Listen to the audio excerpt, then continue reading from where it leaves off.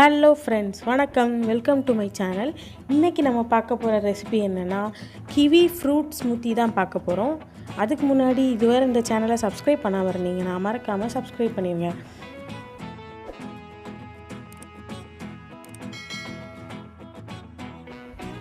நான் இப்போ 2 kiwi fruit எடுத்திருக்கேன்.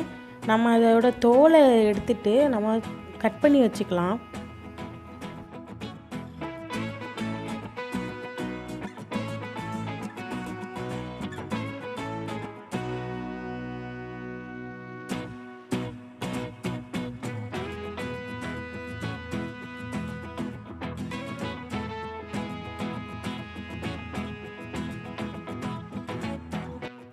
பாருங்கள், நம்ம இப்போ கட் பண்ணி வச்சாச்சு. நம்ம ஸ்மூத்தி ரெடி பண்ணிடலாம்.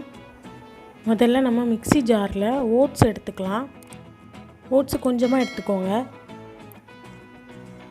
அதுக்கப்புறமா நம்ம கட் பண்ணி வச்சுருக்க ஃப்ரூட்ஸை சேர்த்துப்போம்.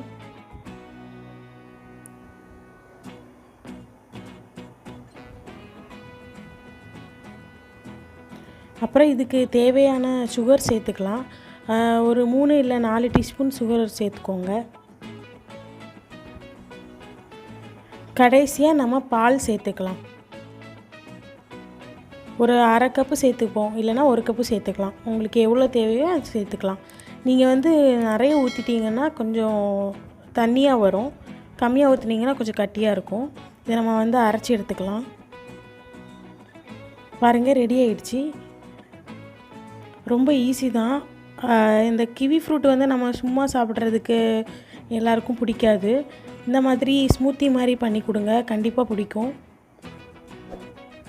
இந்த ரெசிபி உங்களுக்கு பிடிச்சிருந்ததுன்னா லைக் பண்ணுங்கள், ஷேர் பண்ணுங்கள், கமெண்ட் பண்ணுங்கள், மறக்காமல் சப்ஸ்கிரைப் பண்ணுங்கள். நெக்ஸ்ட்டு வேறு ஒரு ரெசிபியோடு சந்திக்கிறேன். Bye by.